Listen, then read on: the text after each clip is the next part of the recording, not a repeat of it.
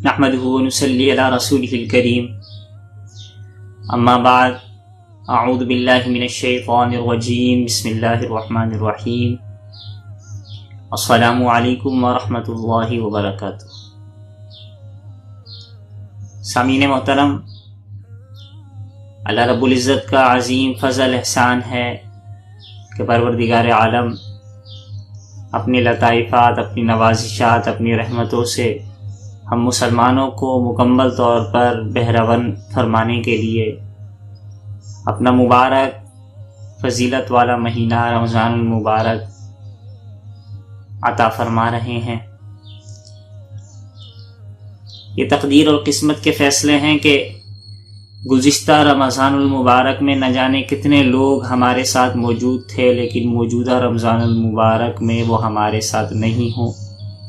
نہ جانے ہماری قسمت، ہماری تقدیر، ہماری عمر اتنی ہے کہ نہیں کہ ہم رمضان المبارک کا پورا مہینہ یا کچھ حصہ اس کا پا سکیں یا نہ پا سکیں، لیکن رمضان المبارک کا مل جانا ہی اللہ تعالیٰ کی طرف سے ایک بڑا انعام ہے۔ لہٰذا اس مہینے کی آمد سے قبل ہی ہمیں اس مہینے کے اہتمام اور ذوق و شوق، توجہ اور دلچسپی کا اہتمام کرنا چاہیے۔ اس مہینے کی تیاری ابتدا ہی سے کر لینی چاہیے۔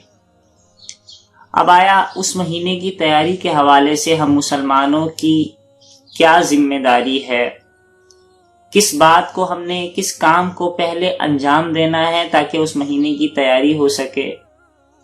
تو یاد رکھیں، سب سے پہلا امر یہ ہے کہ ہم دنیاوی اعتبار سے اپنے آپ کو فارغ کر لیں۔ اگر ہمیں رمضان المبارک کے سامان کے اعتبار سے کچھ خرید و فروخت کرنی ہے یا عید کے اعتبار سے کچھ خرید و فروخت کرنی ہے، دنیاوی ضروریات ہے، تو کوشش کریں کہ جتنی استطاعت ہے رمضان مبارک کا مہینہ آنے سے پہلے ہی وہ مکمل کر لیں۔ کہیں ایسا نہ ہو کہ وہ مہینہ آئے اور ہم اپنے دنیاوی کاروبار میں یا ہم اپنی خریداری میں لگے رہیں اور اس مہینے کے نیک لمحات کو ہم ضائع کر دیں۔ لہذا اپنے آپ کو مشاغل سے تھوڑا سا فارغ کریں، یعنی مشاغل پہلے ہی مکمل کر لیے جائیں تاکہ رمضان مبارک کا مہینہ ہمیں فراغت سے مل جائے۔ تو پہلا امر اپنے آپ کو فارغ کرنا۔ دوسرا امر یہ ہے کہ اپنی عبادات میں اضافہ کریں۔ رمضان مبارک کے مہینے کی آمد سے پہلے ریہرسل تاکہ ہو جائے، ایکسرسائز ہو جائے، کچھ مشق ہو جائے، تاکہ رمضان مبارک کے مہینے میں عبادت کرنے میں کوئی پریشانی نہ ہو، ایک عادت سی بن چکی ہوگی۔ اب وہ عبادت کوئی سی بھی ہو سکتی ہے، نوافل میں انسان اضافہ کر لے، موقع مل رہا ہے، اشراق کی نماز، چاشت کے نوافل، اوابین کے نوافل، تہجد کے نوافل، ان کا اہتمام کر لے۔ تلاوت میں اضافہ کر لے، اپنا ایک شیڈول بنا لے کہ میں نے روزانہ اتنے پاروں کی، اتنے صفحات کی تلاوت کرنی ہے۔ اس کے ساتھ ساتھ ذکر و اذکار اور تسبیحات میں کچھ مقرر کرے۔ مقرر ہوگا تو اپنے اوپر ایک لازم سمجھے گا، درود شریف کی تسبیح ہے، استغفار کی تسبیح ہے، چوتھے کلمے کی تسبیح ہے۔ موجودہ حالات کے اعتبار سے جو وبائی امراض سے بچنے کے لیے آقا دو عالم صلی اللہ تعالی علیہ وآلہ وسلم نے دعاؤں کی تلقین فرمائی ہے، ان کی تسبیحات ہے، تو ان تسبیحات کا جو ہے اہتمام کرے اور توبہ و استغفار کرے۔ یہ رمضان مبارک کا مہینہ آنے سے پہلے ہی ان چیزوں کا اہتمام ہوگا تو اس مہینے کی آمد ہوگی تو مکمل طور پر اس مہینے کی رحمتوں سے فائدہ حاصل کر سکے گا۔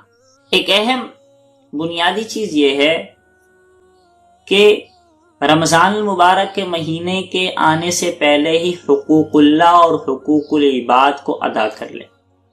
حقوق اللہ اپنے ذمے، کچھ نمازیں رہ گئی ہیں، کچھ روزے رہ گئی ہیں، تو کوشش یہ کرے کہ پہلے سے ان کا ادائیگی ہو جائے تاکہ جو اللہ کا حق ہے وہ ہمارے اوپر رہے نہیں۔ اب وہ جتنی استطاعت ہے انسان اتنا ادا کرے۔ اگر معلوم نہیں ہے کتنی نمازیں قضا ہیں تو ہر فرض نماز کے ساتھ اس کی قضا نماز بھی ادا کر لی۔ فجر ادا کر رہا ہے تو فجر سے پہلے جو ہے کوشش کرے 2 فرض ادا کر لیے سنتوں سے پہلے. ظہر کی ادا کر رہا ہے تو ظہر میں 4 فرائض کے ادائیگی کا اہتمام کر لے. عصر کی نماز سے پہلے اہتمام کر لے. اسی طریقے سے مغرب عشاء وغیرہ میں جو ہے تاکہ قضا نمازیں اس کے اوپر نہ رہیں. حقوق العباد دیکھیں، ایک بات یاد رکھیں، اللہ تعالیٰ کے جو حقوق ہیں وہ کل قیامت کے روز اللہ تعالیٰ اپنی رحمت کا معاملہ فرمائے تو وہ تو معاف فرما سکتے ہیں، لیکن بندوں کا کوئی حق انسان نے مارا ہے، بندوں کا کسی حق کو غصب کیا ہے، کسی کی جائیداد غصب کی ہے، کسی کے ناجائز پیسے کھائے ہیں، کسی کے دل کو دکھایا ہے، کوئی حسد کینہ بغض عداوت رکھی ہے، کسی کی غیبت کی ہے، کسی کے ساتھ جھوٹ بولا ہے، تو یہ تمام حقوق العباد ہیں. حقوق العباد کی معافی ایسے ممکن نہیں ہے جب تک اس بندے سے معافی نہ مانگے. اللہ تعالیٰ کل قیامت کے روز اس بندے کا حق دلوائیں گے، اس شخص کی نیکیاں اس کے حصے میں ڈال دیں گے. تو حقوق العباد کی ادائیگی رمضان المبارک کے مہینے سے آنے سے پہلے ہی کر لے، تاکہ نہ حقوق اللہ اس کے اوپر ہو نہ حقوق العباد ہو. اب مکمل طور پر پاک و صاف ہو کر وہ اللہ کے دربار میں آ رہا ہے، اللہ تعالیٰ سے مانگ رہا ہے، استغفار کر رہا ہے، اپنے گناہوں کی بخشش مانگ رہا ہے، تو رمضان کی رحمتوں سے، اس کی برکتوں سے، اس کی لطائفات اور نوازشات سے وہ فائدہ حاصل کر سکے گا.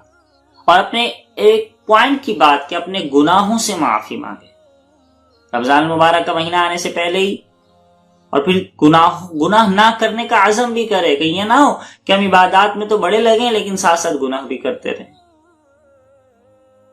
اگر ساتھ ساتھ ہم نے گناہ بھی کرنا شروع کر دیے تو اس کی مثال تو علماء ایسی بیان فرماتے ہیں کہ ایک جانب ہم نے ایک کمرے کے اندر ہم نے اے سی لگوایا ہے، انتہائی شاندار قسم کا اے سی ہے کمرہ ٹھنڈا کرنے کے لیے، لیکن ساتھ ہی ہم نے یہ کیا کہ اس کمرے کا دروازہ یا کھڑکی وغیرہ کھول دی ہے. تو بتائیے کہ اس اے سی کے لگنے سے، اے سی کے آن ہونے سے اس کمرے میں ٹھنڈک ہوگی؟ کوئی فائدہ ہوگا؟ نہیں ہوگی، اس لیے کہ ہم نے کھڑکی کھولی ہوئی ہے. تو اگر ہم عبادات کر رہے ہیں، ہم نے گناہوں کی کھڑکیاں بند نہیں کی ہے، تو اس صورت میں جب تک ہم گناہوں کی کھڑکیاں بند نہیں کریں گے تب تک عبادات کرنے کا ہمیں مکمل طور پر فائدہ حاصل نہیں ہوگا. لہذا یہ ضروری چیزیں ہیں. رمضان المبارک کی تیاری کے حوالے سے ہم ان کا اہتمام کریں گے تو اس مہینے کی آمد، اس مہینے کا آنا، اس مہینے کی عبادات، اس ماہ مبارک کی رحمتوں سے ہم فائدہ حاصل کر سکیں گے. اللہ رب العزت ہمیں رمضان المبارک کا ماہ عظیم عطا بھی فرمائے اور اسے مکمل طور پر فائدہ حاصل کرنے کی توفیق عطا فرمائے. والسلام علیکم ورحمۃ اللہ وبرکاتہ.